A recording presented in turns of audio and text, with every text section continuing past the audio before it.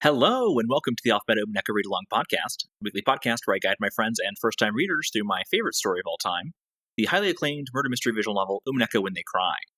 We'll be discussing its narrative and themes, and they'll work together as a community to try and solve its various mysteries. Hope you'll join us on this exciting journey as we delve into the Witch's Cat Box. I'm Kyle J, and joining me on our one-way trip to Rokkenjiima, we have our readers, James Capelli, Hayley, Ben, Becca. Welcome, y'all. So how was your read this week? It was okay. Yeah, I mean, it was good. Like, we're back in it. We're back in it, man, and I'm excited about that. And we don't have any of the messy preamble that we've had in, like, episode 1 when we're starting a new thing. It feels like a different thing already, even if we have a ton of info going into it, which I think is cool. Mm-hmm. But I don't love all the decisions that they made right off the bat, which I'm sure I'll get into. Yeah. I was excited to be like, oh, we're already starting after the first Twilight, people are dead, and then it jumps back to further in time where it's like, okay, like I like what we're getting here, but it's, I don't know, you build up all of this like, oh, we're jumping into it, and then without any preamble, it's like, flashbacks. I think I also speak for everyone when I say, so the subtitle for this is actually scattering. Scattering. Uh-huh. We were promised answers. You certainly speak for me. Yeah, well, the Steam version literally does call it the Answers arc, but it's technically Chiru, which is scattering. I have a sneaking suspicion we're going to get some answers. I think they're coming. At least one. I have a question. So, like, the new opening animatic that happened, is that something that existed when this was first released, or is that like a reissue thing? I think for this one, that is the same one that was done on release. If it looks mostly like character sprites, just kind of like zooming, like appearing and moving around on the screen, that's the one that was on release. They just updated the sprite. The first half had the very spoilerific replacement intro, where that was done after the fact. That's the one that we talked about, how it, like, you could see an image of like George lying down on the ground that like didn't appear until episode 4, and so it was like, wow, it showed that in the episode 1 intro, huh? So I think it just depends on the version you have, which settings you did when you installed. But I think the one that's on YouTube and the one that we have, I think, has the non-spoiler version. Okay. Although, be careful not to leave yourself on the home screen, because it will start playing a video that is the spoiler version of the thing. So it shows like all the characters in the whole arc. You had told us to be careful the anime intro had spoilers. Yeah, because I wasn't sure who had what. I was watching it with like kind of squinted eyes, like I'm ready to look away, and then it finished. I'm like, this didn't spoil anything. What is Kyle on?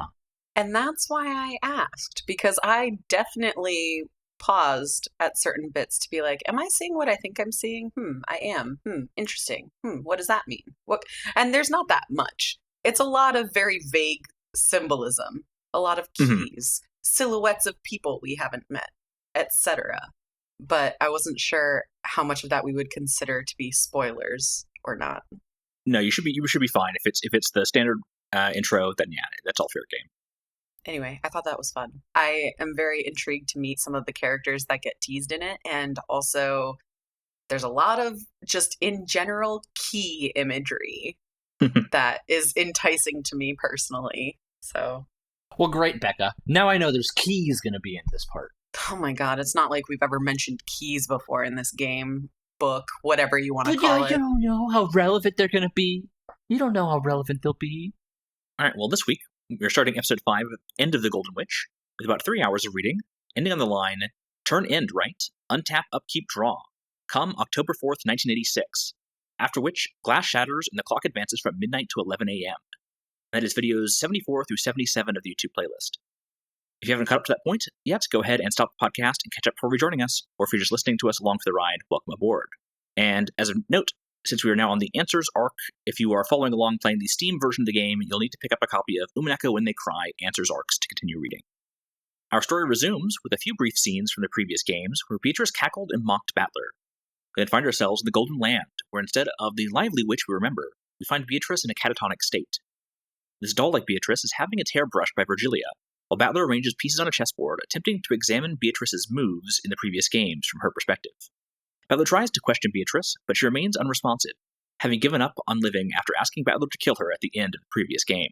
Eventually, Virgilia, who has been keeping silent, hoping that Beatrice would respond, decides to help talk Battler through his thoughts. Battler says that the more he examines the game board from Beatrice's side, the less he understands her. So many of her moves clearly contradicted her stated victory conditions of completing a serial murder following the epitaph's instructions. Battler still seeks to fulfill his promise and defeat Beatrice, freeing her from her painful shackles keeping her living corpse tethered to the game board. Meanwhile, the fifth game has already begun. In an earlier moment, we learned that instead of Beatrice, Lambda Delta is serving as the game master for this new game. Battler is angry at these two interloper witches trying to continue the game that was meant to be between him and Beatrice. Even though Lambda says that having a new player will lead to new hints, Battler wants nothing to do with their perversion of Beatrice's game, not even Bernkastel replaying the scene of Andy's dismemberment to remind him of what is at stake. With Lambda Delta substituting for Beatrice, Battler says that Bernkastel should just substitute for him too and leaves. Back in the Golden Land, Battler asks Virgilia if those other witches can really understand Beatrice's game. Virgilia tells him that, since they are using the same game board, they can't do anything that Beatrice could not do. However, they could do things that Beatrice would not do. Ronove then appears to refill Battler's tea and informs him that they've nearly reached the second twilight in their game. When Battler asks Ronove his thoughts on what he saw, he says that their game was dishonorable. It did not have love. While Lambda Delta does seem to have a thorough understanding of the rules of Beatrice's game, the foundations of her game is very different. On hearing this, Battler rises from his seat. These outsiders have hijacked the game between him and Beatrice, and now he is going to take it back.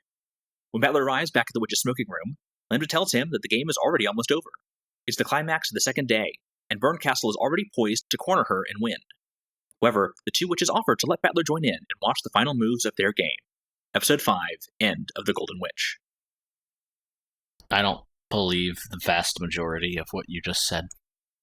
Oh? I don't believe that she was on the verge of winning. I don't believe that, that they would do things that she wouldn't do. I don't believe that they can't do things that Beatrice can't do. But I think it's all every interaction between Battler and these two, specifically with him and Bernkastel, is like they are just convincing him to do exactly what they want. And this is all just manipulation. I think it's a grander manipulation, but I think at least at base level, this is all what they've done to get him into the game proper. It's a facade. Yeah, I can agree with that. I also think, just based on what you said, Battler is more of a key to this entire thing than has ever been spoken.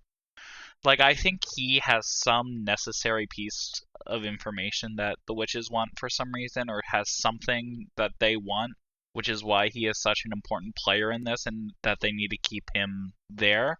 Because otherwise, why him out of anyone? And yes, I know he was the one not denying, but why, with all the stuff that was mentioned at the end of episode 4, with there being a second Battler, or there was some sin, what is that information have to do with why he is there? Especially knowing that Lambda Delta's entire goal, at least as far as we know, is to keep Bernkastel trapped with her for as long as possible in a game with her. Lambda had to know to choose Battler in some sense, because where else would she have found an opponent for Beato who could consistently rebuke her like that? You need somebody who's very stubborn and very anti-magic if you want a stalemate, which is what we understand to be Lambda Delta's entire goal. Is she wants a stalemate for as long as possible because her entire goal is to keep Bernkastel with her in this game.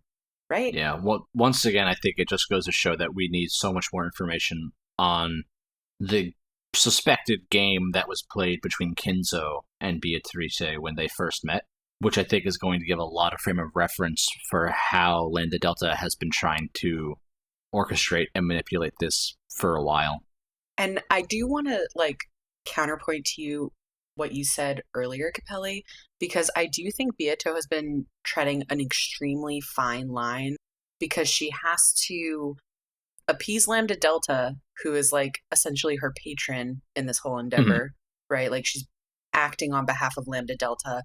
So that means she needs to prolong this game inevitably, forever, as long as she can. But also, knowing Beato, that's a just another prison for her, being trapped in a game forever. So what has she been doing this whole time to potentially subvert that? Which I don't really know yet. Me? Neither. We're then brought to the character tree, filled with the deaths for the current state of Lambda Delta's game. We enter the story on the second day, October 5th, 1986. Rain pours as we enter the Yoshirime family mansion. Arriving at the parlor, we see that everyone has been gathered. Eva is crying and screaming at Natsuhi that she is the one who killed George and her husband. Natsuhi denies these accusations, but then we see someone new. This blue-haired girl stands up, points her finger at Natsuhi, and declares, "You are the culprit, Yoshirime Natsuhi." We then get our new intro cutscene with the fantastic song, Occultic Witch. The song is pretty good. I'll agree with that. I have such mixed feelings about these opening moments, this opening 20-minute reading, like that introduces you into this new arc. On one hand, I love that they just continue on with the games. I was worried that, like, in the Answers arc, there would be no new games. There would be, like, just rehashes of previous things and, like, new characters that happen in the meta world, etc. So the fact that new games happening, even with not out the start of Battler, is really interesting. And I like that they're just like, here are the sick people that died, and, like, if they throw you in, that's great. But I hate what they did to Battler's passion. I loved the passion at the end of episode 4 between him and Beatrice, and it just kind of went away. We don't know the 6 people that were killed in the first sacrifice. Yes, we do. It was on the character screen when Hideyoshi was killed by a stake, whereas the other 5 all had their throats slit. Yes, that's true. There is some inconsistency in the tree. Yes, I did notice that, but that doesn't mean that they aren't still the 6 that had died on the first one, I guess. But I guess that could be something like, Beatrice would not have done that. Yep. But I agree with you that technically we don't know that, but I think that is supposed to be assumed, at least at this point. But I really dislike what they did with like, basically taking all of the wind out of Beatrice's sails, which I thought I really liked at the end of episode 4, and it was going to get super heated, and I was ready for a very exciting start to episode 5, and then it just kind of... Yeah, very stark difference between the end of episode 4 and the start of episode 5 in terms of the Battler-Beatrice relationship, for sure. Do you know how long of a gap in time it took from when episode 4 was released to when episode 5 was released? You're just thinking that Rokkenjiima 7 has forgotten like how to write the characters in between questions and answers. I was just wondering, like, how does it feel to have waited a year, let all of the questions arc digest, and then start right into episode 5? Like, putting myself in that shoes of a fan in the moment, would I have felt differently? Okay, so it was episode 4 was released in end of December 2008. Episode 5 was released August of 2009, so about half a year. Yeah, that's not long. That's not long at all. Wow. I guess when you reuse enough resources... George R.R. Martin should take a note. Yeah, right? All you gotta do is write, cough, cough. I haven't minded the change in Beato. I think it's interesting. I know we're not really seeing another side of her, but I'm really enjoying Battler. Never ever thought I would say that, but I'm actually really enjoying Battler and how he seems to care even about his supposed enemy, right?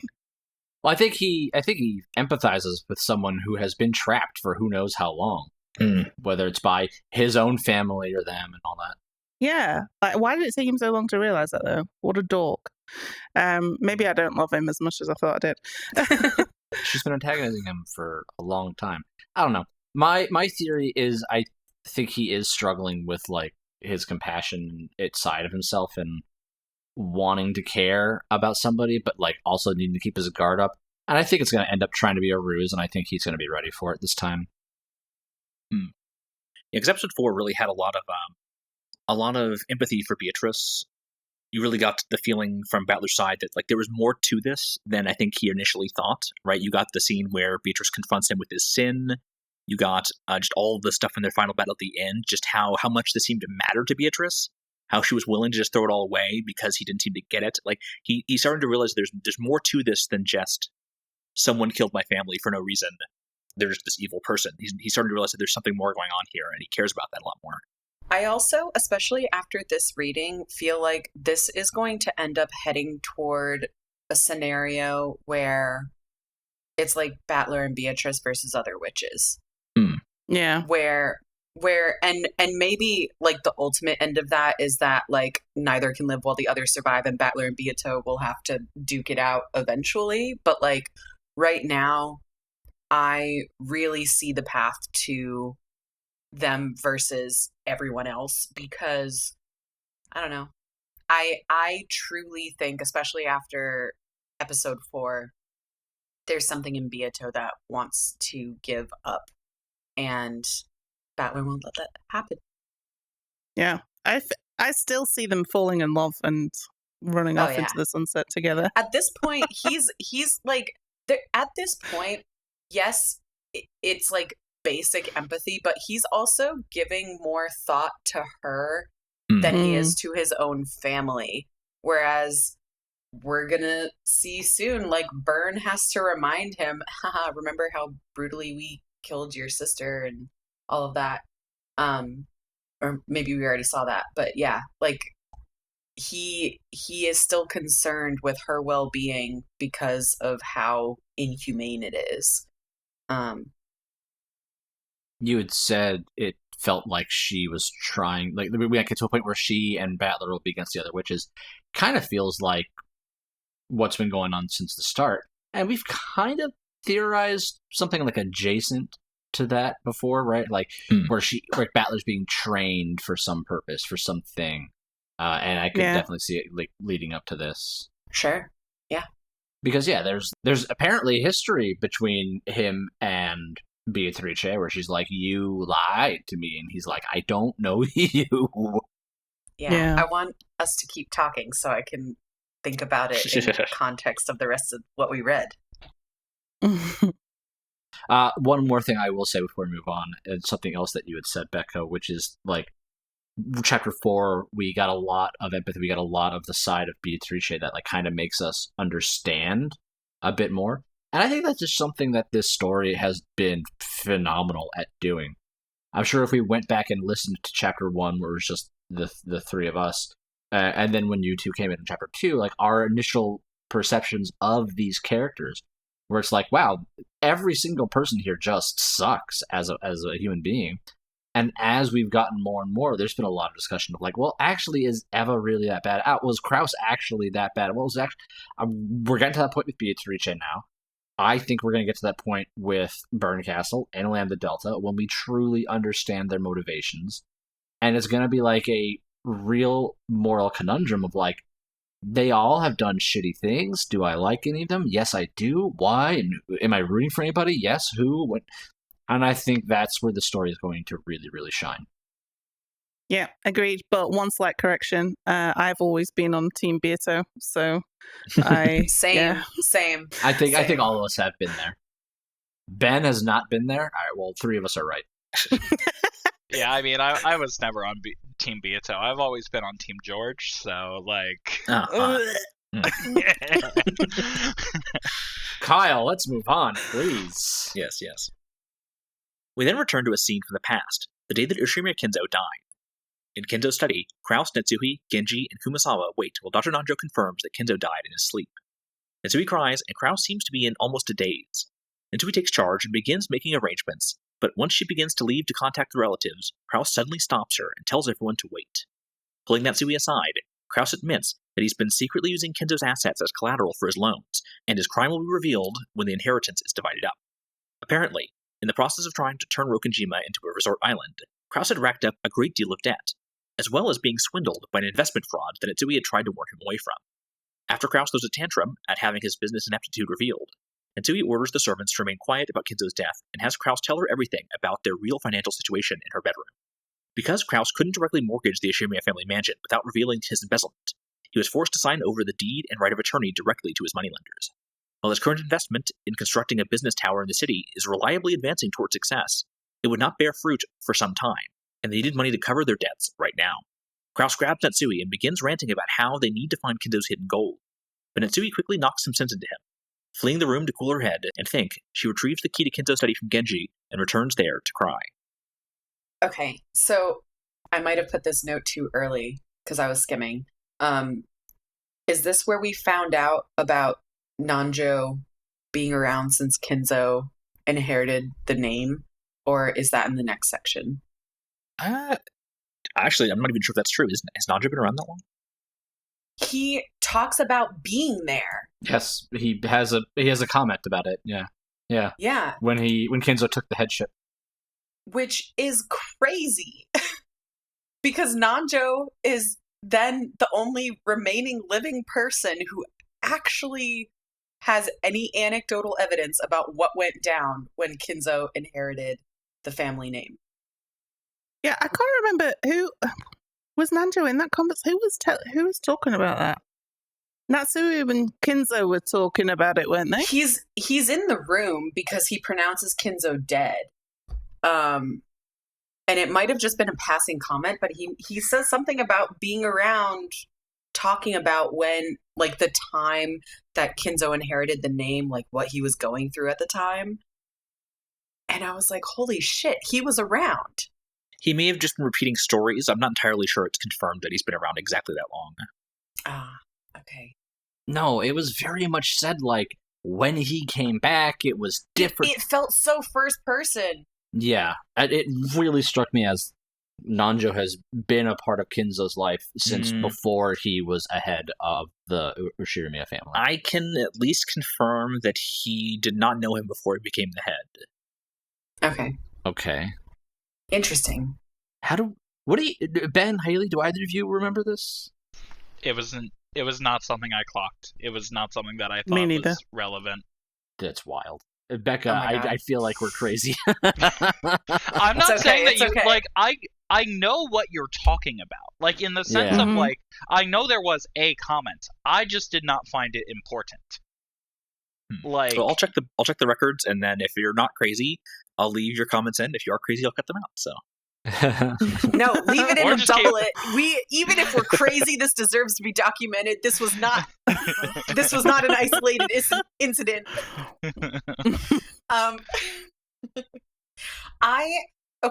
I was extremely confused about the timeline that was going on here because of the flashback structure, and I did have to message Kyle like, oh yeah, this is like more than a year before the family conference where they're trapped in a time loop, right?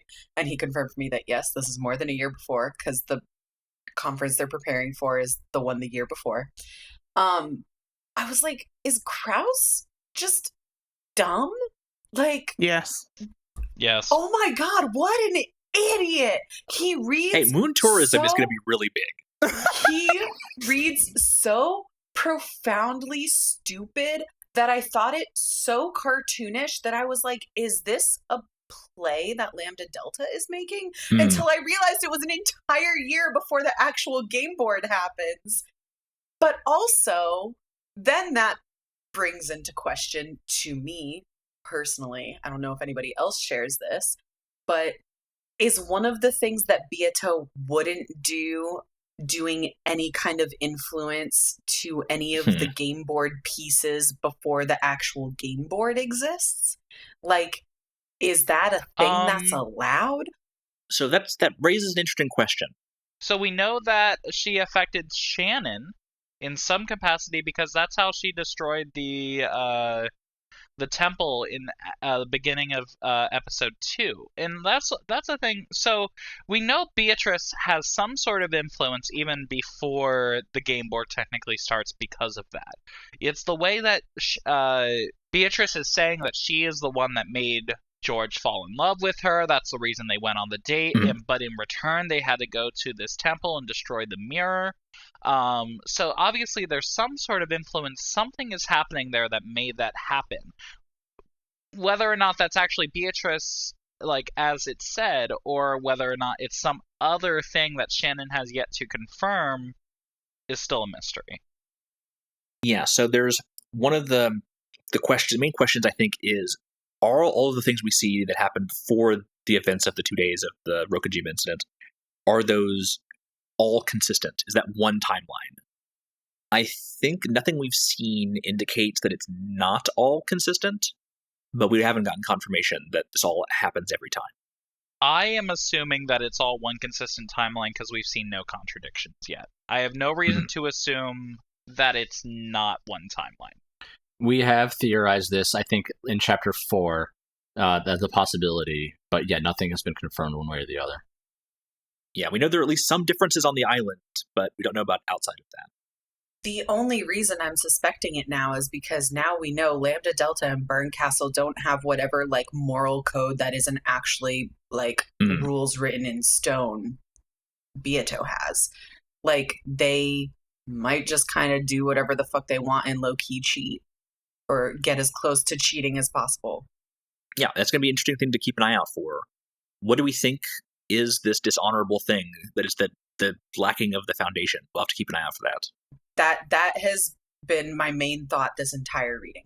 I think what we're going to note is that Battler has been studying Beatrice's side of the board a lot. Mm-hmm. And I think he's going to get to a point where he's going to sit down and look at how Lambda Delta has played it and be like, this is not the same player. And he's going to use that to be like, I have found holes in how Lambda Delta has played this game.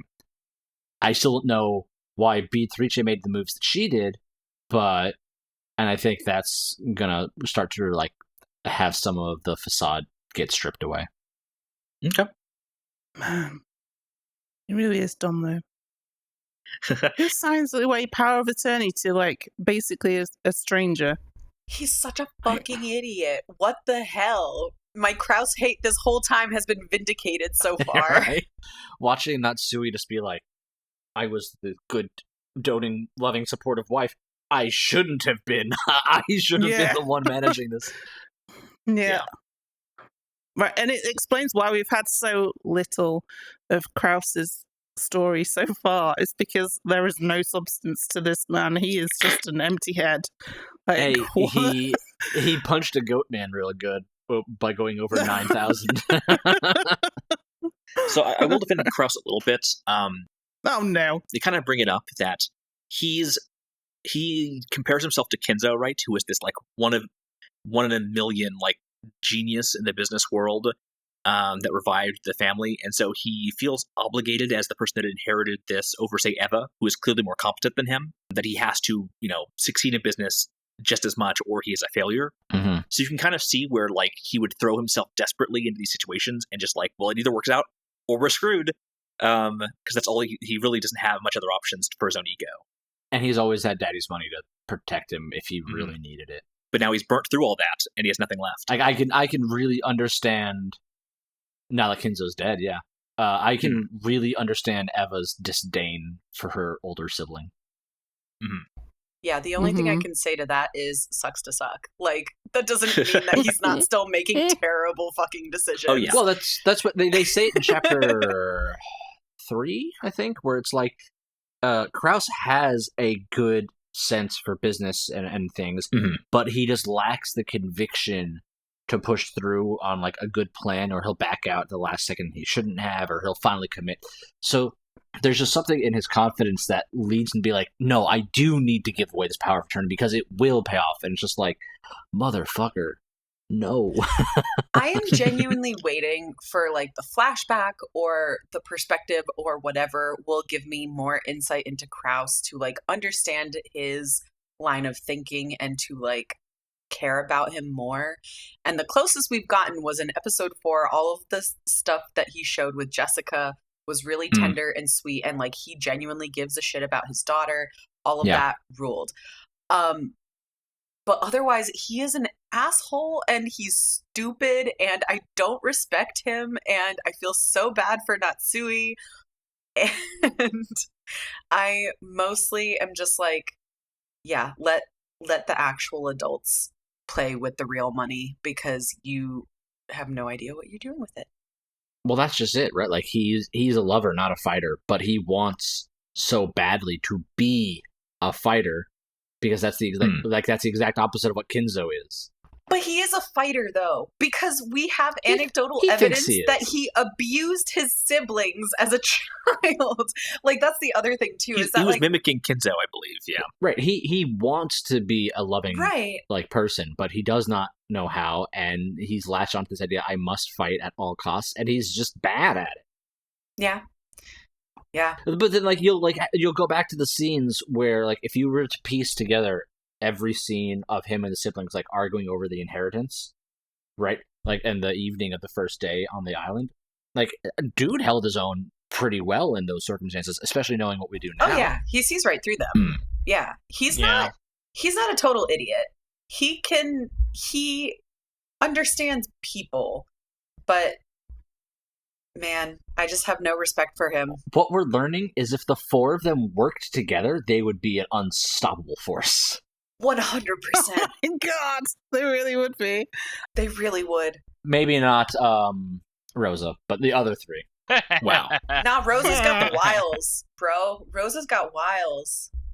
She's got seduction on her side, at the very least, if nothing else. We haven't seen it on screen, but she has to, right? I mean, yeah, we haven't seen it on screen, but we've seen it, like, in a veil of episode 4 and, like... 2, a little bit. The fact that she was able to get away for so long and, like, seduce all these people and go on trips with boyfriends and whatnot, like... Yeah, all right. And she solved the epitaph in episode 3 just after Eva did, so... Like, right after. God, that's gotta suck. Yeah. I do wonder if Krauss actually has a pretty decent emotional intelligence and just like, because he does know how to... Doesn't know how to act on it? Yeah, because of, like, toxic masculinity standards, basically. Yeah. I think. And so if he's constantly, like, talking himself out of actually being emotionally intelligent. Yeah. Right, exactly. And so he just comes off as this, like, confusing idiot when if we take how he treats his daughter as, like, who he is, like, naturally with someone, he's maybe actually just a nice guy in a bad, like... A bad situation, all of it. If he's just kind of like a dummy who doesn't know business, but he cares about his daughter, I respect that way more than this guy who keeps throwing his family's inheritance away on really bad business decisions. So yeah, just, like, own it, bro. Like, be a soft boy. It's fine. Own it, bro. I love that.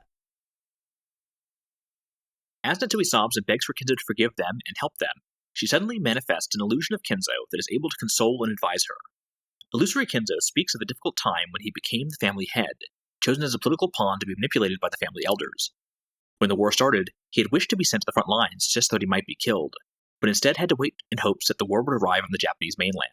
During that time, he had met the Golden Witch Beatrice, and through their contract gained the gold and the power of madness that had fueled his economic ascension. Natsuhi asks Kinzo if Beatrice will aid Krauss, now that he is the family head, and Kinzo tells her that Beatrice will surely aid the true head who has inherited his spirit and conviction, regardless of blood ties. And then, suddenly, with a blizzard of golden butterflies and flower petals, Beatrice appears. Kinzo speaks of how a true monarch fears no hardship. They declare they will overcome anything without fail, and in doing so inspire others and gather their support so they can make their prideful boasts a reality. That pride and power it grants is what qualified him to be the Yoshimiya family head, and allowed him to control the Golden Witch Beatrice. Natsuhi understands Kinzo's words and declares that she and her husband will definitely overcome these trials and protect the honor of the Yoshimiya family. Kinzo accepts Natsuhi's resolve, and bequests Beatrice's service to whoever Beatrice herself decides bears the one-winged eagle on their heart. However, Kinzo informs Natsuhi that due to the nature of their contract, Beatrice's magic of gold can only be inherited by the one who solves the epitaph. Instead, Natsuhi thinks of how they might secure the time necessary for Krauss's investments to provide them the necessary funds. Later that evening, Natsuhi gathers everyone aware of Kinzo's passing in his study once again. There, Natsuhi reveals her plan, to pretend that Kinzo is still alive until Krauss can repay his debts, and then have Kinzo go missing in the forest. If they all determinedly believe and act as though Kinzo is still alive, their magic would revive him. So, I know we just talked about it a lot in terms of Krauss and his feelings, but, like, after all of this, my respect for Natsuhi has gone up, and my respect for Krauss has gone down. Especially, like, at the end of episode 4, I'm like, well, maybe Krauss ain't that bad. Well, I don't know about that anymore. But, like, Natsui showing this kind of conviction is what we saw back in episode 1, when we're like, oh, Yeah. she's really annoying. Oh, she's really cool, but still kind of annoying. And it really is interesting to see the public versus private dynamic of the two of them. And I think we talked about Krauss a lot, but I think Natsui really does have a lot of conviction and power in believing in the spirit of what Krauss does, not Krauss, of what Kinzo does, while Krauss believes in the actions that Kinzo did, which I think are the difference between the two of them, is that Natsui believes in the spirit, Krauss believes in the actions.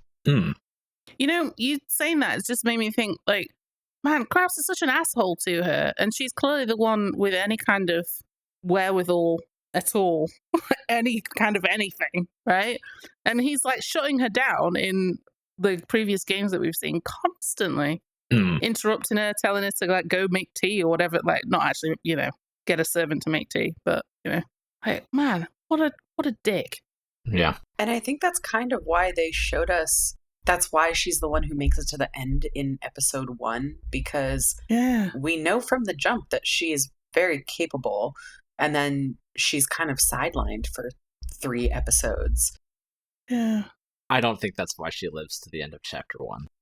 I think she lives to the end of chapter 1 because she's the culprit in chapter 1. And I think she has lost her mind. And it's been an ongoing thing for at least a year and a half. There's a lot of softly made comments about the household she grew up in and how Krauss, like, did he take her to these other countries because he cared about her, wanted to take her away? Like, yeah, I think that's what it was. I think he saw himself as a protector in that. Not a very good one, but that's how he saw himself. And what I realized is, like, as this chapter gets further down, we're like, oh, Kinzo's not actually there. She manifested it, magic, etc. That also means that every conversation we've seen her have with Kinzo would have been in her head. So all of the, if only you were my son, that's just her being like, I want someone to just love and accept me and see me for my competence and who I am. So I think all of that would have been pushed to a breaking point for the motive of how she got to the point where she kind of went insane. And the big thing that I think sells it to me is in Kinzo's study near the end of chapter 1, she finds the envelope, flips out, points the shotgun at Genji, Kumasawa, and Rosa, and is like, I know it wasn't them, because she put the envelope there herself and then deluded herself into forgetting about it. So I think all that to say, like, she is competent, because then she pulled off the kills in chapter 1. So then if I'm right, that's chapter 1 is Natsui, chapter 2 is Rosa, chapter 3 is Eva, chapter 4 then would be maybe Kyrie? I don't know. But I digress. To say that, like, Natsui is not all there. And I know Kyle kind of told us, like, the headaches canonically are just, like, something she just took away from Jessica when she was born, and it has no greater meaning, which is probably a missed opportunity if I end up being more correct on that end. That is just what it says in that one side story. Maybe this could just be, like, a delayed postpartum depression or psychosis. Like, that is a thing. Yeah, it ended chapter 1 being a huge Natsui stan. I thought she was fucking awesome. And if she is the killer, that doesn't really change that opinion. But all of this leading into that is like, why are they going back onto Natsui quite so much? I mean, ultimately, the story's about feminism. And it's not something I'm going to claim to be an expert on digesting and breaking down. But, I mean, like, every female in this story is a badass in their own right, and a lot of the men struggle to obtain that same level, right? Like, look at the siblings and their pairs, right? You've got, you know, we just talked a ton about Krauss sucking. We can look at Rosa and Maria's father, who fled, right? Like, she still raised the kid. I'm not getting into that. And then you've got Eva and Hideyoshi. Hideyoshi's like the one exception, but if you look at Team Mystery, Hideyoshi actively helped her kill Maria by strangling her. And then with chapter 4, if it is Kyrie, you look at her and Rudolph. Rudolph's cool, but he hasn't really done much. He is kind of a womanizer, did kind of cheat, but that's a whole other thing that's more complicated than I want to summarize here. And then Kyrie is just a fucking badass. Like, every woman in the story is awesome, except for and then her counterpart is really not, with the exception of Hideyoshi. This is my TED Talk. Thank you for coming. We can move on. I don't know that Hideyoshi is awesome. Of all of the male counterparts of the kids, he is definitely the top of that list, in my opinion. Yeah, I guess. Loving, supportive, really good to his kid. I love Hideyoshi. I also love Hideyoshi. Have since the beginning of this story. That has yet to waver. He's the one who figures out Kinzo is dead, you know? Mm-hmm. Like, I just overall think that he is such an interesting character. Only second to Dr. Nanjo. So, like, it just, I love the two of them. I love that they're not canonically part of the family, yet they're still there, and two of the more sensitive men that can look at this from an outside lens in two very different ways. I don't know, let me just go on more about chubby older men, and I'll keep going, but they're great. Hideyoshi's like the most normal, level-headed person who has married into the Ushiromiya family. Mm-hmm. Unless he strangled a toddler to death, then I'm less agreeing. Sure. But as far as we know, currently, yeah. Also, Maria isn't a toddler. Yeah, she's 9. You're right. I forget that sometimes because of how she acts. I agree with you. I get why you said it, but like, let's. It's not like she doesn't have those dark fantasies already as well. I think Maria has killed at least one person so far. Ooh, okay.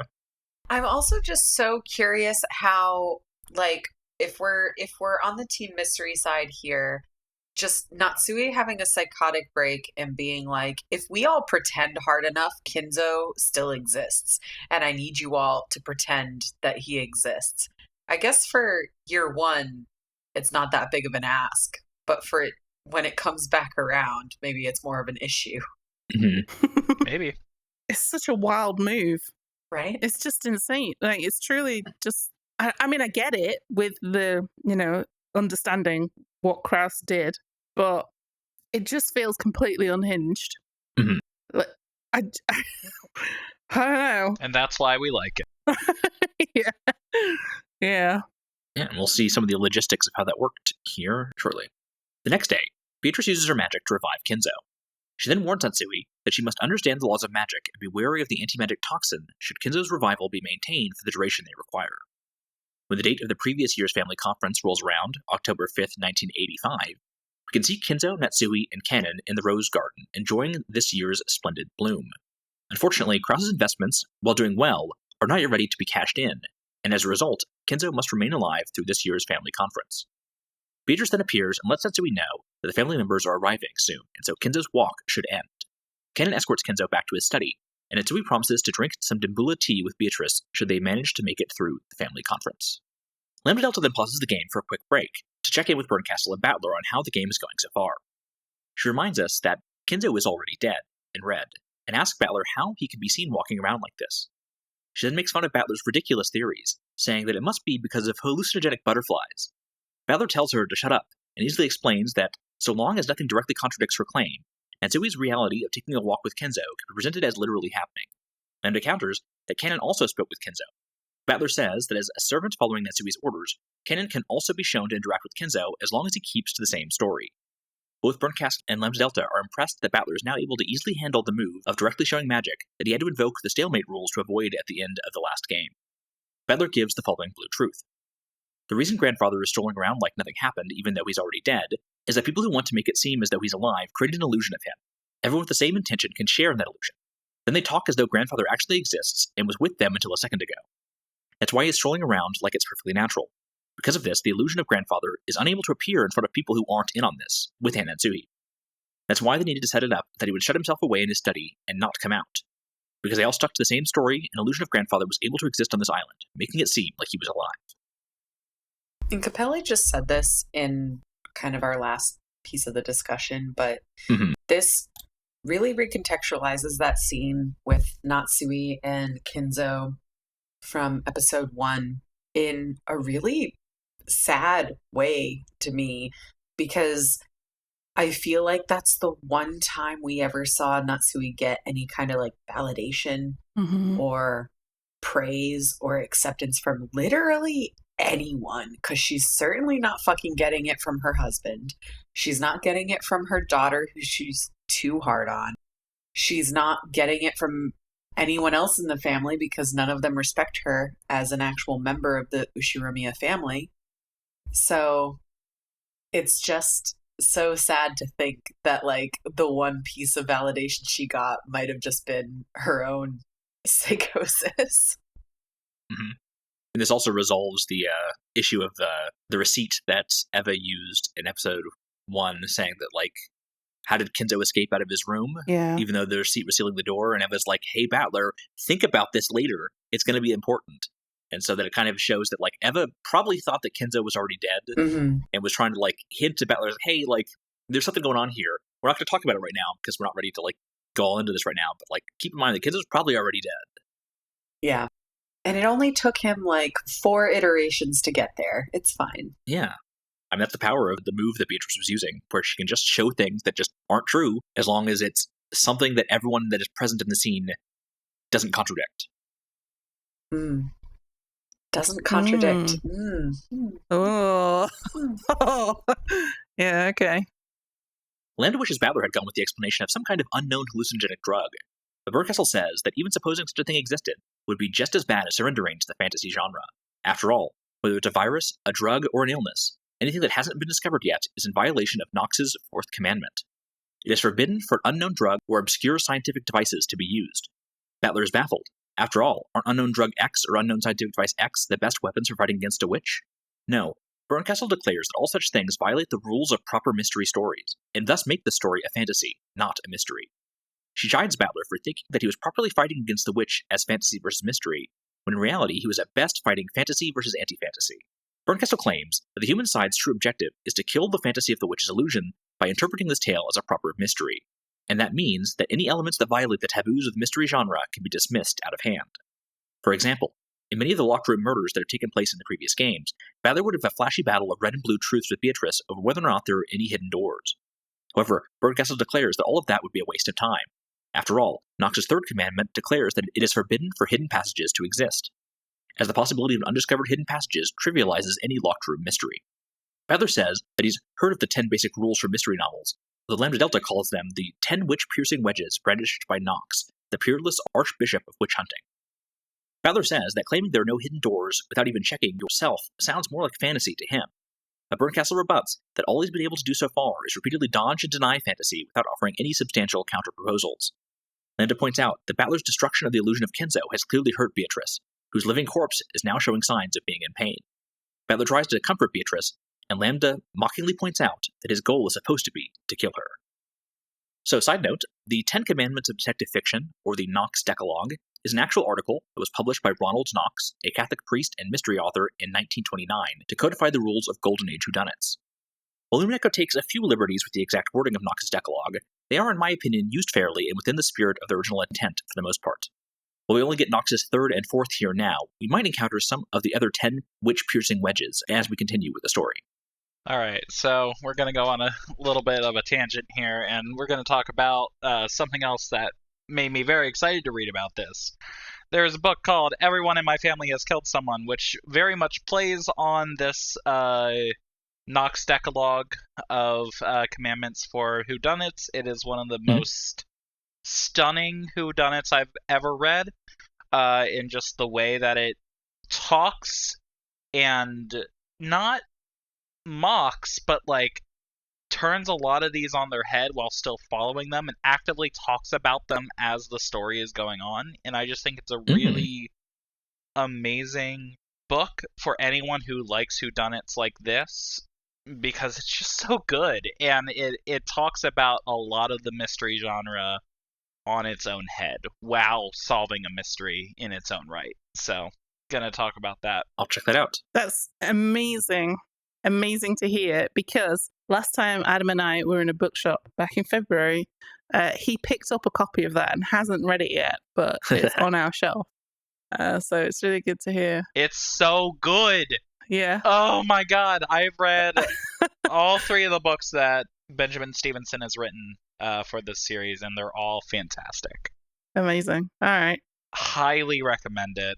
It talks exactly about these 10 commandments of detective fiction and how they're used to kind of still form extremely interesting stories in ways that still make it feel fresh and new, even if you're under some sort of confinement. Because sometimes restriction breeds creativity, and I think that this is a perfect example of that.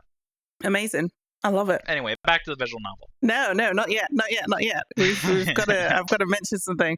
So, at Final 3Con this year, 2025, in case anybody's listening to this in the future, and fulfilling Capelli's sci-fi dreams, we did an off-meta live podcast, a panel. That's what they're called at conventions. A panel called Only Murder Mysteries with Off Meta. I did record it, but some of the audio is unfortunately biffed up. I am going to try and salvage it, and hopefully it'll make it to our YouTube channel so everybody can listen. But the structure of that, it was all about the 10 Commandments of detective fiction. I wish I'd known that book was covering those detective fiction 10 Commandments, because maybe I'd have read it and been way more prepared for that panel. But I think we had a good time regardless. I think. Yeah, it was like, Hayley doesn't know we're about to talk about the Knox Decalogue a lot in Umineko. I did. This is great. It was great. As I saw it come up in the reading, I was like, oh, wait. Did Kyle just inadvertently prep me? Because it was Kyle's idea for us to go through these commandments for the panel. So it was a good time for sure. So is this where Battler is hand feeding Beato tea? Not quite yet. Or is that it's on okay? this next section? Yeah. I'll wait. After successfully fooling the siblings into believing that Kinzo angrily refused to meet with them after overhearing them openly discussing the inheritance, Natsuhi debriefs with Kennen and Kumasawa in the Rose Garden. Natsuhi praises Kumasawa's excellent acting skills and asks Kennen to have Go to bring her the special tea she had asked him to prepare. Then, finally alone in the Rose Garden, Natsuhi shares her Jimbula and Petite with Beatrice, and they discuss Beatrice's knowledge of tea culture around the world. Natsuhi speaks of how, early on in their marriage, Krauss would take them on vacation to many Southeast Asian countries. We see a memory of their time when Krauss had been traveling with Natsuhi and was trying to get her to try an areca nut, a popular luxury food item from the area that you chew and spit out like chewing tobacco. Beatrice needles Natsuhi for the innocent love that she and her husband had then, although now both of them are like birds trapped in a cage here on Rokkenjiima. Beatrice applauds the detailed plan and instructions Natsuhi had put together to fake Kinzo's presence at the family conference, and says that it had the same beauty as a high-level magic circle. Her willpower and attention to detail summoned success with certainty, much akin to Lambda Delta's power. Natsuhi jokes that Kumasawa must then be the witch of feigned illnesses, but Beatrice laughs and says that Kumasawa is a witch of a much, much higher level. We zoom out of the Rose Garden, where we see that Battler is likewise attempting to have Dimbula tea with doll Beatrice. However, she is still largely unresponsive and unable to drink tea without Battler's assistance. Battler breaks down, in denial, saying that this must be another one of Beatrice's strategies to try and trick him, and begs her to laugh again like she used to. And so, of course, Bernkastel appears to tell Battler that this child will never laugh again. Battler protests, and so Bernkastel offers to say it in red if he'd prefer. Bernkastel congratulates Battler on his victory in the game of Eternal Torment he'd been playing with Beatrice. When Beatrice gave up at the end of the previous game, only Lambda Delta's shackle holding Beatrice's spiritless body here kept the game going, so Battler can continue in search of true victory. However, Bernkastel chides Battler for waffling on his goal. His goal is to kill Beatrice, as she herself requested of him. Continuing to coddle this illusion of her is only prolonging her suffering. Unless this game is resolved, Battler will never be released. Bernkastel then confronts this illusion of Beatrice that we are currently seeing on the game board, having tea with Natsuhi. She declares that, just like Kinzo, this is Lambda Delta as the game master showing us a representation of Natsuhi's delusions. Looking at the scene with no love in your heart, as Bernkastel does, she can only see Natsuhi drinking tea alone. However, even then, Battler wavers as Bernkastel's declaration causes doll Beatrice pain. He declares that because the scene takes place before the number of people on the island is declared in red, some unknown person X calling themselves Beatrice could really be there having tea with Natsuhi. Battler claims that in this catbox world, neither of their theories can be denied. However, Bernkastel declares such tricks might have worked on Beatrice, but they won't work on her. With a cruel smile, she declares in red, after all, Natsuhi is drinking tea all by herself right there, erasing Natsuhi's illusion of happiness. Battler calls Bernkastel's use of the red a distasteful invasion of Natsuhi's privacy. mercilessly overriding her personal truth. Bernkastel questions Battler's goals of denying the existence of witches, and Battler replies that he only cares about the existence of witches on Beatrice's game board and nowhere else. Battler once again espouses that this game is just between Beatrice and himself, but Bernkastel laughs and says that she's enjoying it too, and there's no way she's going to give up her new toy. Oh, Becca, I'm sure you have a lot to say.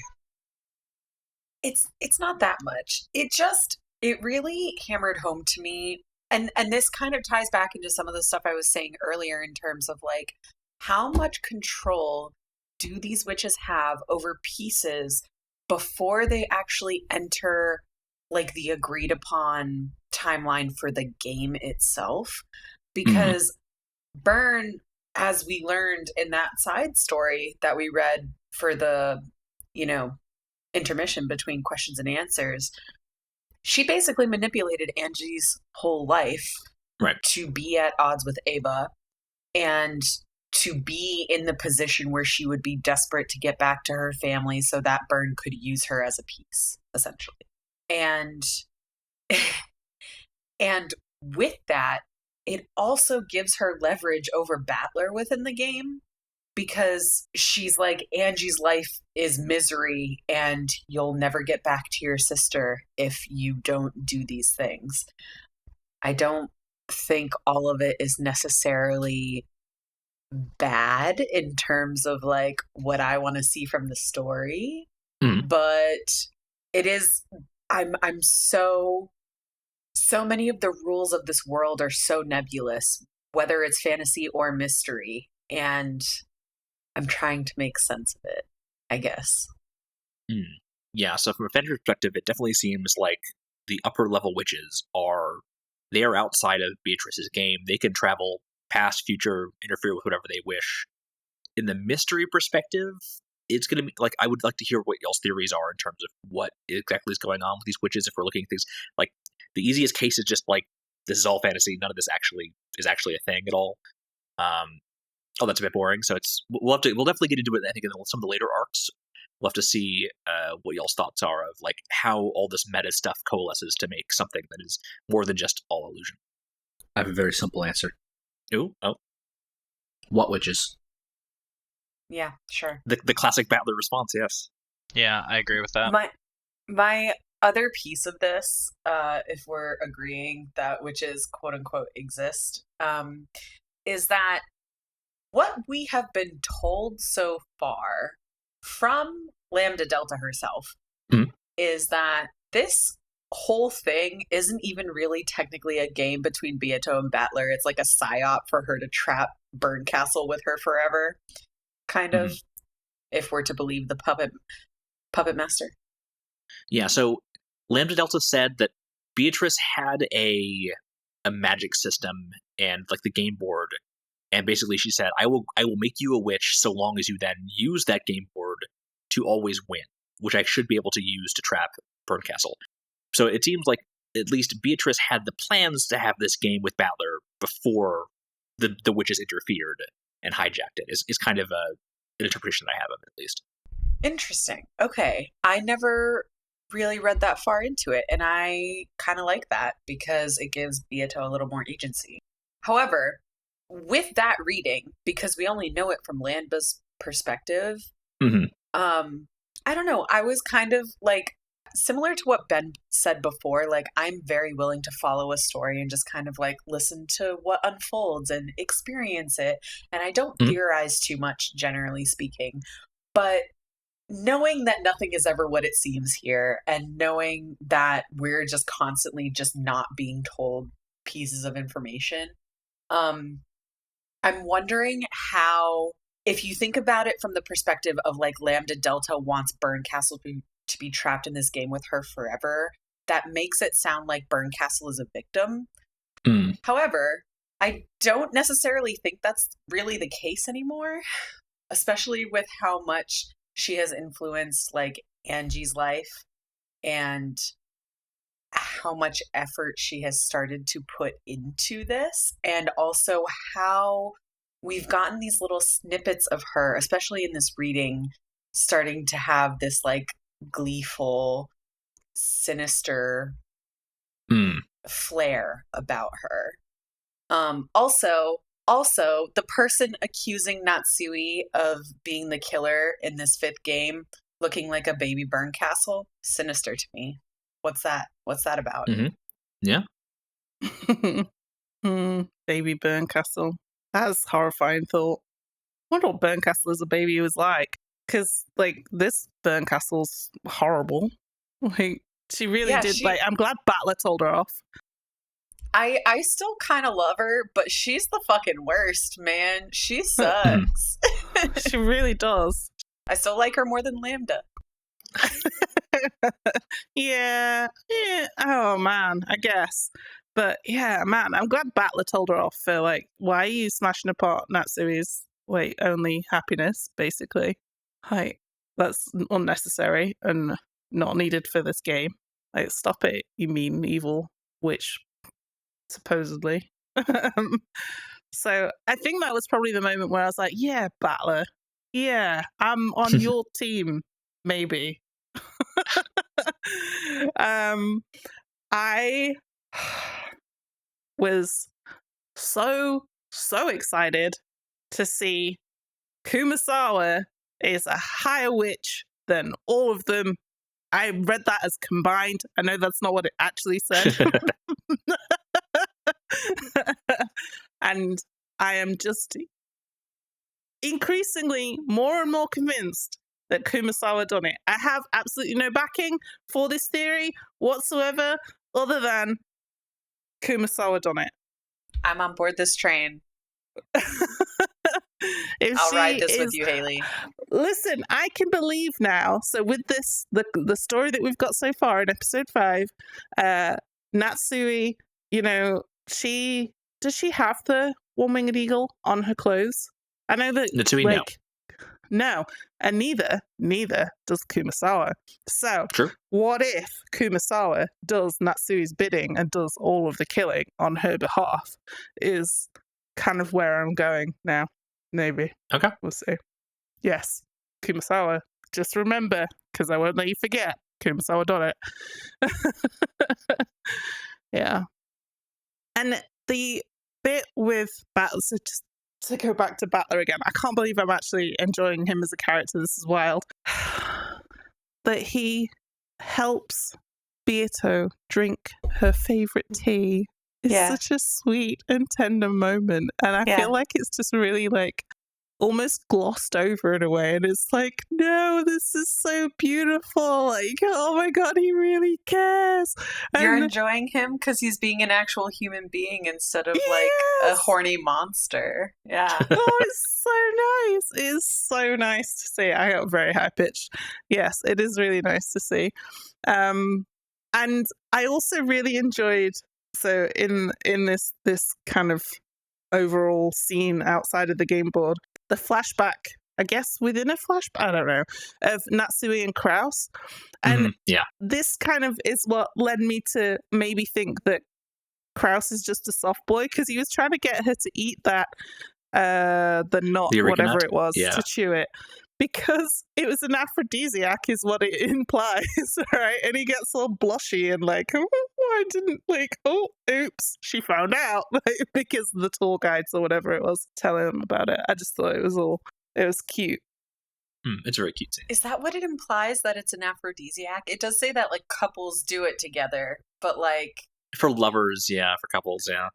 I thought it was because it turns his mouth red, that it was like a visual signifier that they might be together. Oh, hello, mister. Oh, like red foot monkeys. Yes. But red-mouthed humans. Yes. Maybe. I read it as aphrodisiac. Are we Googling the knot now? Doesn't look, I don't see aphrodisiac. I'm looking at the Eureka Nut wiki. Although apparently it's got some provide a mild stimulant effect causing a warming sensation. So that sounds slightly. Apparently it's also associated with like a bunch of like other negative side effects, though. Apparently it's got some like cancer risks and stuff. Very chewing tobacco-esque, I suppose. I mean, when I saw Natsuhi was eating these nuts, I did go and check the Wikipedia, because I was like, I wonder if they cause infertility or something. Like I did want to like see if there's like some reason why she couldn't get pregnant or something like that. But that is not the case, at least for the Eureka nuts. But Oh wow, what a thought, Kyle. Yeah, I think So I've talked about this a couple of times where the sound of the wind and the rain in this game just like lulls me to sleep. So whenever we're on the game board, I'm like zonked out. When we're off the game board like this, I think I get the most enjoyment out of it, and I'm especially enjoying this episode so far, and not having to. Okay, yes, I know we have game 5 technically going on. It's kind of nice to have the pressure off a bit, for feeling like I have to figure out what's going on. It's much more chill and introspective, for sure. Yeah. I'm enjoying just like the leisurely storytelling pace that we're going at right now. Sorry, that was a lot. Like, I've said almost nothing until now. Yeah, how dare you take up so much? You choose when to deploy your red truths. Yeah. The bits that are really silly, they're really silly or really cute, I think, are the ones that really speak to me. We then cut to some time in the future before the current family conference. Jessica receives a phone call from Battler after 6 years of basically no contact, and he tells her that he is going to be coming to this year's family conference. In the parlor, Krauss has had his business associates come to the mansion so that Natsuhi can directly see the current state of his ongoing business plans. While the plan has been proceeding well, it has yet to yield any actual returns. While the success and payoff of the plan is all but certain at this point, the deal has grown in scope and would thus need more time to be brought to fruition. Given how often Krauss had gotten cold feet and abandoned soon-to-be profitable projects in the past, Natsuhi, while worried, can't bring herself to push him when he is finally seeing a successful project through. Kinzo and Beatrice also agree that Krauss's plan will succeed, and agreed to the difficult task of maintaining the illusion of Kinzo through another family conference. With some suspicion already falling on them after he failed to make an appearance last year, Natsuhi has decided to have Kinzo stay locked up in his study the whole time, refusing visitors. We then zoom out into the meta world, where Battler's watching the scene along with doll Beatrice. Battler can't help but think to himself that the true number of people in that room is actually 1, and this causes Beatrice to feel a sudden pain in her chest. Battler quickly spins up a blue truth trying to comfort her, saying that he only cares about denying the witch's illusion on those 2 days at the 1986 family conference. When he postulates that it's possible for a witch Beatrice to appear here at this time the scene takes place, doll Beatrice's pain seems to abate, and she even looks Battler in the eyes for a moment. Battler declares that this time he really will flip the chessboard over and untangle this tail from Beatrice's side. He'll find her heart, and he won't let those other witches make Beatrice their toy any longer. First things first here, that blue truth that Battler uses to like soothe Beatrice's pain and like not inflict more suffering than he has to is kind of romantic as hell. Mm-hmm. Yeah. I really enjoyed that. Here's the thing, right? I just want to go on like a 30-second diatribe for like shippers. It's okay. It's okay to see ridiculous things and decide, yes, that's truth. Oh, Ben is giving a thumbs down right now. I'm pro shipping. I love shipping. I love romance. I love a romance subplot. And here's the thing. It doesn't make me incapable of also digesting the mystery versus fantasy of it all. But, like, it is objectively romantic that Battler has gotten to a point in this game where he cares more about Beatrice's well-being than he does about his family dying on this island, because that's what he's confronted with in this moment. Like, you know, many things can be true at the same time. Yeah. It's a question whether this is mystery or fantasy. It's objectively a romance. Thank you. Battler cares about whatever problem is placed in front of him at a given moment. He's like a dog chasing cars. Yeah. Whatever. Anyway, the other thing, I had a note while I was reading this part. I take a lot of notes while I'm reading because my memory is the size of a teacup.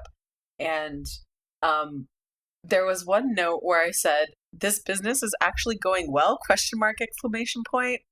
Yeah. Which will prove to be false. That's how you know this is really a fantasy, yeah. It will eventually prove to be false. But it is interesting to me, especially because we were having this discourse earlier about, like, mystery versus fantasy. Like, if this is all through kind of the lens of Natsuhi, as we will, the only person that Krauss needs to fool here is Natsuhi. Like, as long as Natsuhi buys into the business going well, then Kinzo and Beato, if they're figments of Natsuhi's imagination, will also say that the business is going well, right? But yeah, he's just lying, right? Because we learn very quickly, at least it comes up in the family conference, that his business is not doing well. His business is very bad. I think this may have been... That's an interesting question. I think his businesses, they were talking about his previous businesses, maybe his new one is actually doing okay, but he's still, like, they're bringing up the fact that he is still in those debts and he doesn't have a way to pay them back. Like, they're still paying him for financial crimes. I agree. It's a little inconsistent with how they described his businesses and, like, when they're like dogpiling him in the previous episodes with what we're seeing here. It's kind of like he's finally gotten onto a good one, but it's too little too late. Yeah. Fun fact, though, like late 1980s, Japan is about to have a massive financial crash. So even if he did like turn it around, it would have immediately imploded. That's sorry. That's so fucking funny to me. It's for the birds. But what I did really think was shrewd about this section is that Natsuhi no longer...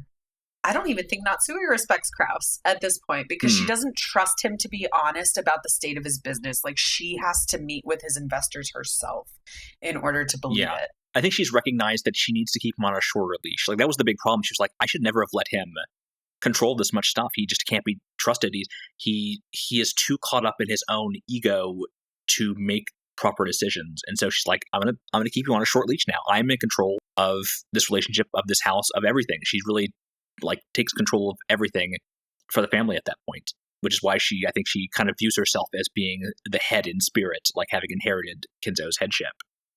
Man. Which kind of makes the case for like it going to her head, her hallucinating Kinzo and being like, you have the spirit of the one-winged eagle, even though you don't wear it, etc., etc. Also, like showing that in a scene we're about to get to, when she gets a phone call from a strange man, she's like, I mean, it might be one of Krauss's business partners who has to come talk to me personally because there's something going on with his business that he's hiding or something like that. Like, even she's that far to the point where it's like, man, who knows with this guy? Yeah, I love this scene. All right, so let's talk for a second. All of the stuff with Battler and Beatrice No, Ben. is strange, and I don't like it. It feels such a turnaround from the tension at the end of episode 4 that it just got flipped on its head and it feels like it was discarded to the side after being flipped. And I liked what they did with the two characters. I liked all the development of their bond that way, and then to see Beatrice, who has been such a strong character up until this point, become in such a catatonic state that she needs some guy to step in and feed, drink, whatever, her tea, like to administer it, doesn't sit right with me, and I don't like it. I liked what Beatrice had going, and I liked that, yes, you can be fiery and like passionate about something, and then it's just kind of gone. Yeah. I get all of your points, but it's very much not for me, and that's what I'll say about it. But I will say, like, just in general, the mystery phone call, that put me right back in, baby. I love that. Yeah. Love that. Give me so more mystery. Give me more threads that aren't stupid Battler. I have good news. If she's not gone, it's a ruse, and we'll see her very soon. No, it's not. If that's the case, that's We'll great. see. I hate that this is the way that they're portraying her, because the way that they portrayed her in episode 3 was so much more fun than this, when it was a better ruse. But they already did that, and now they have to do this. They have to do a more boring ruse? No, she's sick. Oh my god, she has depression. Yes. She's boring. No, she's fucking depressed. Oh my, she's depressed. Like, she is depressed. She She's has sick. been a He's taking prisoner care of her. for so much of her recent existence. But she wasn't depressed at the end of episode 4. She was fired up. I think she was very depressed at the end of episode 4. Yes, She was basically impaled a million times. Yes, but she was fired up. That's the thing. There was such a flip from the end of the No. last scene. No, but this was telegraphed. I agree. There's a lot of whiplash for sure. But yes, I agree. It is very telegraphed. It's such a whiplash. That isn't fair. I mean, that's part of what makes it so tragic. Yeah. There is literally like 10 minutes of this at the end of episode 4 that is all her introspection, where she's like, I basically just want to give up. Like, Yep. That was so much of what I got. Yeah, but that's not the attitude that she was giving. Right, not what she was giving at the beginning, because she still had hope, and she burned through her reserve. I don't know. It's just, I don't like the way that they took it. Beatrice is a person. Here's the thing, Beatrice is a witch. Oh, team fantasy! Come on over, Ben. Hold up one moment. I did not say human. I said person. Okay. I would need to go back and fact check this, but I know that there is a difference between the way human and person have been used in this story. Oh, for sure. Yeah. I believe you. I get what you're trying to say. Beatrice is a person. She is subject to her own emotions as well. And she is also living in an existence that is nothing but captivity. And that she created for herself. No.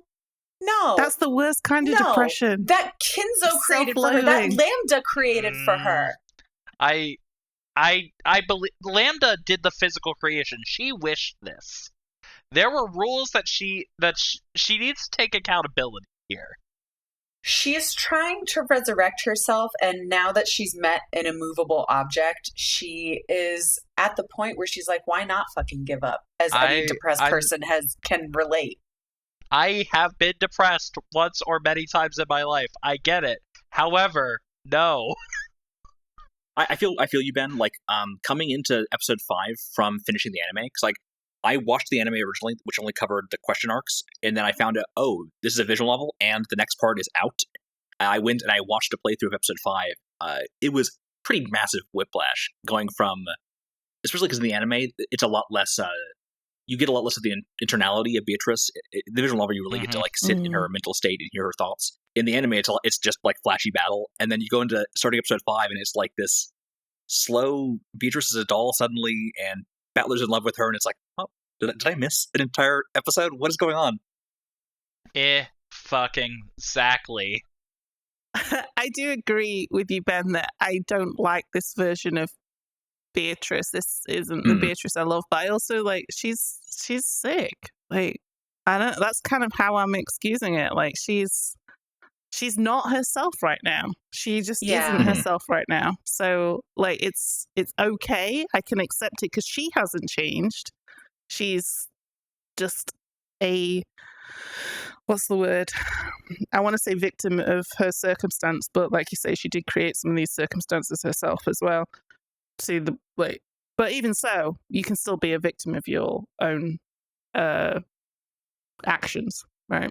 So sure. I have a lot of sympathy for her, and I think it's cute that Battler is looking after her, even though she's not herself right now. That's true love. Yeah. I think I am giving it a lot of... I'm excusing it in a sense because it's like, I don't think this is where Beatrice's story ends. Like, no. Even if I was reading this as a person when this was coming out, and this was episode 5, and we didn't know what else we were even going to get after this, I would not be convinced that this is where Beato ends up. Yeah, the story is clearly doing something here. Like, it starts the episode with like remember when Beatrice had the cackles and was like making fun of Battler? Wasn't that great? And then it's like, wow, she is like a doll. And so they're setting something up. So we'll definitely have to see where the story goes from here, because they're obviously trying to accomplish something with the way that they're playing with our emotions here. But I do also think that it's genuine. I do think that she is genuinely suffering something. Maybe it's not exactly what we think, but she's suffering something. Yeah, that's always something good to keep in mind, is if Beatrice, especially from, like, I mean, as a person who is apparently responsible for whatever this tragedy is, what is going on? There's still a lot to uncover there. In preparation for the Fated Family Conference of 1986, Genji speaks with Shannon and Cannon about how they must once again maintain the illusion that Kinzo is still alive. In a cafe, Hideyoshi broaches the possibility that Kinzo may have already been dead since last year to Eva, While they are unsure why Krauss would need to hide Kinzo's death in such a manner, the strange way the previous family conference played out can't help but make Hideyoshi wonder. This year, they will definitely need to meet with Kinzo face to face. Meanwhile, Rudolph and Kyrie have recently uncovered that Krauss is actually in massive debt, stemming their plans to borrow money from him to save their own businesses. However, Kyrie coldly asserts that it just makes him a prime candidate to be extorted by them instead. When push comes to shove, Kyrie could throw away all compassion and become extremely ruthless. And if they wanted to avoid losing everything, they had no other options. While she would rather not be indebted to those kinds of people, Kyrie has friends in Kyoto that she knows can dig up just the kind of dirt they will need. We then cut to Rosa receiving a phone call from Rudolph, convincing her to join him and Eva in teaming up to extort Krauss. Rosa, who likewise has massive debts she needs to pay off, can't turn down such an offer. They arrange to meet up at a certain date, but Rosa realizes that she had previously promised to take Maria to Disneyland on that day.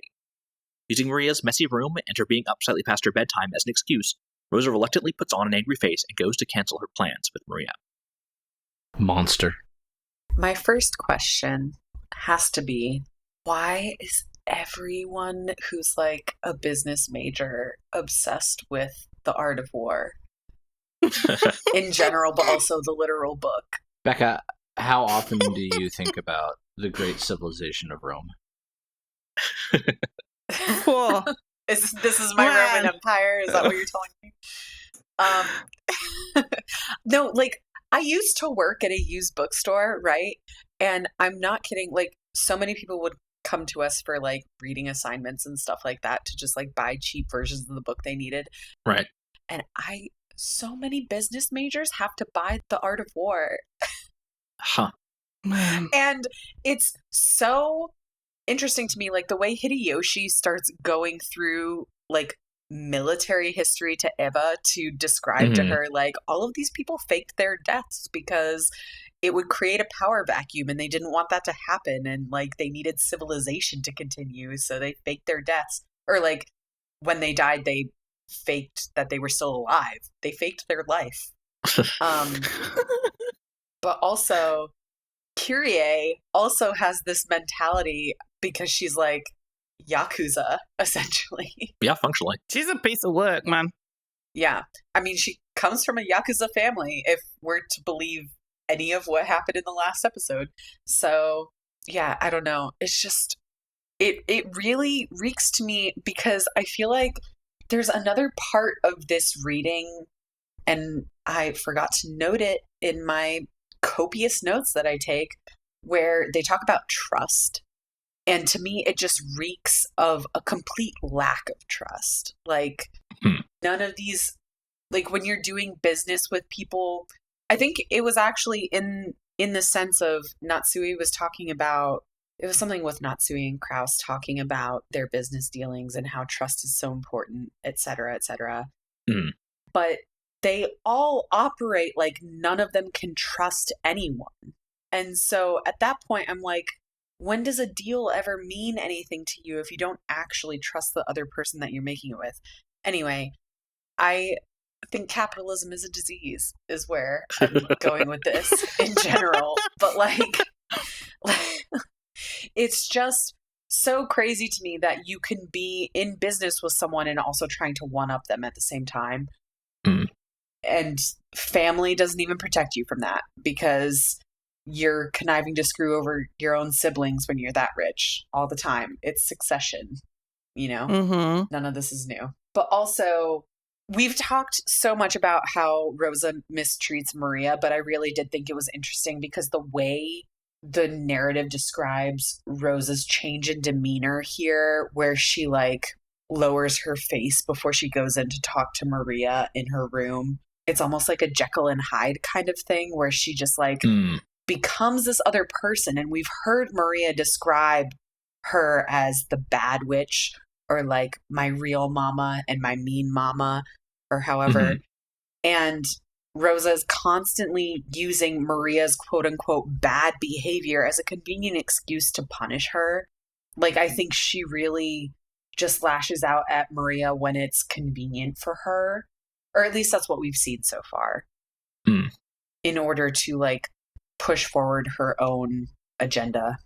Yeah, like Kyle, you said that reluctantly puts on an angry face. Was it reluctant? It didn't feel reluctant when I was reading it. it felt like, I don't know, like she was glad to have a reason to do it, if anything. Like, okay, good. Like, I can really get angry about this. Like, I can really lay into it. I don't know. Right. I think the reluctance was having to do it in the first place, right? That she had to do this, I guess. Sure. Yes. Yeah, I guess. I don't know. Maybe I just hate Rosa that much now. You have no love in your heart Like, for Rosa, it's fine. I mean, No. I get what you're saying, Kyle, because like if Rudolph hadn't called and asked her to meet on this day, she would not need to go in and scold Maria for being up past her curfew and for things being a mess as a reason to say we're no longer going to Disneyland so that she can instead go have this meeting with her siblings. But she still does it anyway. Yeah, it didn't seem like it was that hard for her to do that, is I guess how I read it. No, it's probably something she's done a lot. Yeah. So one thing I wanted to kind of talk about here is the timeline of events. Because in the scene, we see that Maria is playing with Sakataro in her room. So where does this put this moment on the timeline? If we take this section we just talked about, where Natsuhi is preparing for the upcoming family conference, like she's working out the schedule with Shannon and Cannon and Genji and them, and she's making her plan. And then, like, the other family members are starting their scheme to extort Krauss.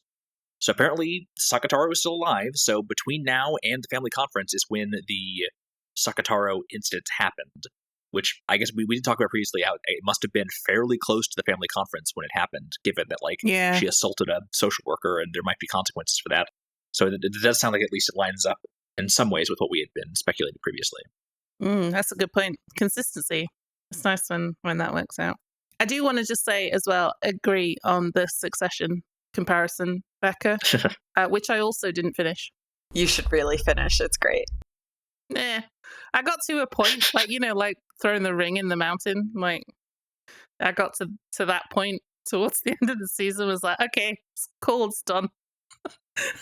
I'm all for DNFing stuff that's not working for you, Hayley, but Succession is one of those things where it just keeps delivering right up until the very last bite to me, personally. Okay. I think I've got 2 or 3 episodes left. I don't feel a real strong need. Sorry. Yeah. We'll do the Succession podcast some other time. All right, let's do this last little bit, and then we will get to our final thoughts. As the day of the family conference approaches and the weather begins to turn, Natsuhi receives a phone call herself. Genji informs her that the call is from the external line, and they refuse to give their name, saying that Natsuhi would know once she spoke to them. While Natsuhi is concerned about the impropriety of receiving a call from what seems to be an unknown young man, she decides to answer in case they are a business associate of Krauss's, who for some reason needed to relay something specifically to her. When the call comes through, though, the person on the other end doesn't respond at first. However, once they do, things quickly take a disturbing turn. The voice on the other end, which Natsuhi agrees but can't say for certain belongs to a young man, is completely unknown to her. Still refusing to give their name, the unknown man on the phone tells Natsuhi that what he wants is for her, his mother, to remember. When Natsuhi, thoroughly disturbed, says that she is hanging up, the man says that he has come back for revenge. Revenge for a crime of 19 years ago. Natsuhi's mind goes blank, but a memory of the sea of some days long ago seems to stir in her. The man says, I haven't forgotten what you did to me 19 years ago, so I will call you mother despite what you did. No, because of what you did, to curse you. It'll be the family conference very soon, won't it? I am your son, mother, after all. I'll come on the day of the conference, after 19 years, so that I can have my revenge on you. With a click, the man hangs up. Natsuhi is left petrified, still able to hear the roar of the sea and a voice from beyond the howling winds that she dare not think about. Bernkastel then pauses the game to ask Lambda Delta to confirm whether or not the scene actually happened in reality. While Lambda Delta refuses to repeat it in red, Bernkastel decides that Lambda Delta showing this must be set up for some longer-term strategy she has planned. With no other moves from the mystery side for now, Lambda announces that it's time to begin the game proper. Turn end, untap, upkeep, draw. Come October 4th, 1986. However, Bernkastel wonders just how many iterations of October 4th, 1986 there have been. The endless witch Beatrice truly is a frightening child. And that is the end of our reading for this week. Do you wonder if the thing that Battler forgot, the lie that Beatrice mentions in Chapter 4, is a 2 years ago amount of time of repeated October 4th, 1986s? And that's, I don't know, fun thought. I thought that as well. I wondered that. If it was just an early game, kind of, yeah. That this isn't game 5, it's game 500. I don't think so, just due to the fact of what the conditions about the sin were. That it was before and had nothing to do with Beatrice. Oh, that's a good point. Like, I don't think it has anything to do with this game. I think it has something to do with whatever Beatrice's body was killed by Rosa by falling off the cliff, personally. That's kind of where I'm going. Not Beatrice as she's known now, but a different thing. But it also could be something completely different. So I will say, of note, that was also 19 years ago. Ooh. Wait, was it? Mhm. So that's before Battler was born then? Yeah. So that can't be it. Yes. Because he's 17, right? It was also only 6 years ago. Battler is 18. How old is Natsuhi? Okay. Well, we have to look up. Someone gave us a handy reference of people's ages, but I don't remember off the top of my head. Fairly old, though. Oh, excuse you. Older than Rosa, at least. She's. I think she's comparable with like Eva's age, maybe a little bit younger. Once again, another piece of evidence that Natsuhi's lost it. She doesn't even register who this voice is. Like, as I don't know, it's written in a way that's ambiguous, but you could take it to say like she has no idea who this is, and the contents of the call alone are unnerving. I don't know. You get the impression that she's repressed something. I would say. Oh yeah, for sure. Which again, like, speaks to her mental instability. Do we have any idea of who this might be? Like, what are y'all's guesses?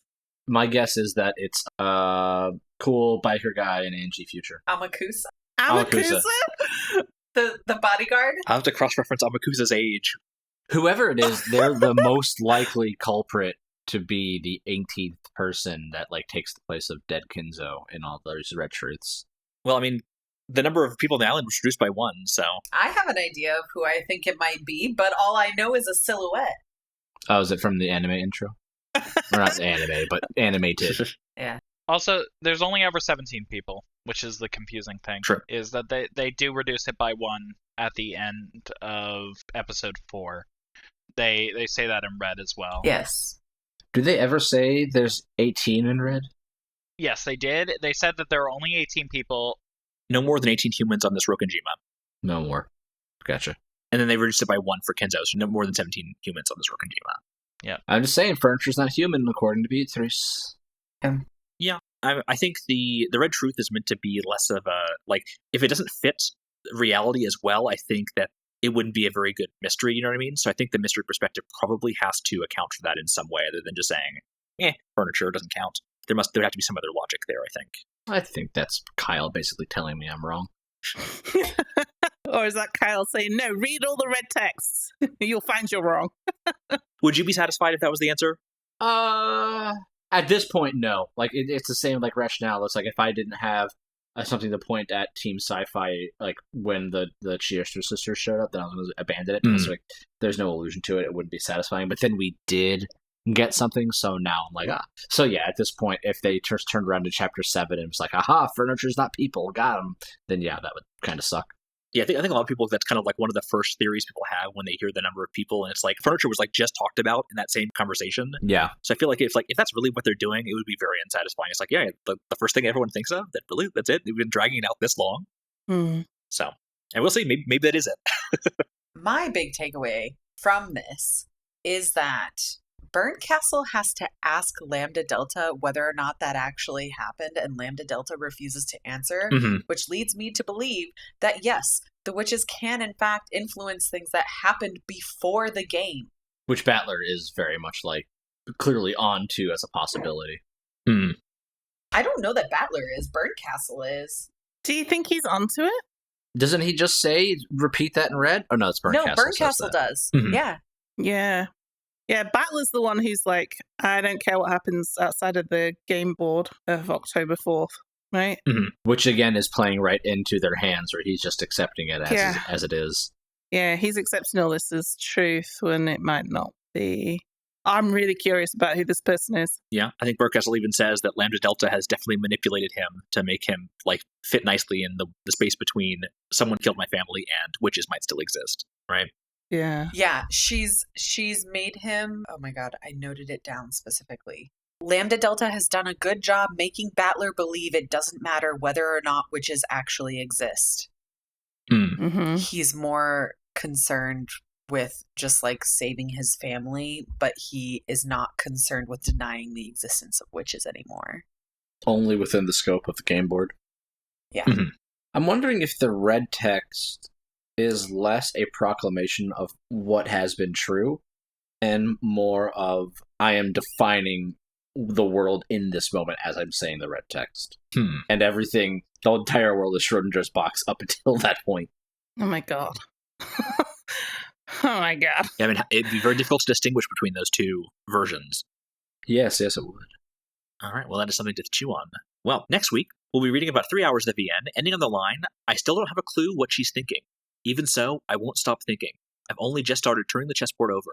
I definitely won't give up on this journey in search of your thoughts. After which the glass shatters and the clock shows 11:49 p.m. And that is videos 78 through 81 of the YouTube playlist. Gee, I wonder who says that. It's definitely a Battler line. 100%. All right, any final thoughts before we end this episode? Just that if I'm wrong, and if these witches are not able to manipulate things that happened before the game board, Mhm. if we are to take everything that happened chronologically before the actual game sequence of October 4th, 1986 to October 5th, 1986, as fact, as something that always happens in the lead up to the game, Mhm. then Natsuhi has always gotten this weird phone call, but it hasn't really meant anything up until now because we haven't seen it until now. And us being shown it now means something deliberately. That, or I'm right and the witches can influence stuff before the game exists. Yeah, it's also tricky because we know that what is being shown to us, even in these past sequences, can be a personal delusion that is being constructed, right? Mm. We can see a flashback scene that has Kinzo there when he's noted to be dead. So Okay. there is at least some degree of leeway, even within the confines of the contract of Beatrice's game. So we don't know necessarily that this is the witches doing something outside of those bounds, or if maybe that's just a generous interpretation of something that did happen at one point to Natsuhi. So we'll have to see. There's always the convenient out of Natsuhi got a weird phone call and she delusioned that it was her long lost son. Possible. Yeah. Didn't it mention that like her head was piercing after she got this phone call? And I wonder if her headaches are a like physical manifestation of the repression of whatever this event was and this person is. Because this kind of happens just before the conference, right? Is it like the day before or something, a couple days before? It feels like it's supposed to be very soon. It's within that nebulous time period we talked about the timeline, how it's around that time when Sakataro gets destroyed somewhere then there. Yeah. Because in episode 1, they really like lay it on thick about her headaches. And I wonder if this call had literally happened the day before and her headaches had intensified so much to the point where she was struggling to keep up the Kinzo's alive ruse because of the debilitating headache, because of these repressed memories potentially surfacing throughout the course of the weekend. Just a thought. Quite possible. Yeah, we'll have to see where this is going, because Lambda Delta is definitely doing something interesting here. So let's see what she has planned. Hopefully we'll find out more about that next time. So thank you all for joining us. Hope you had a good time with this reading, and remember to think off meta.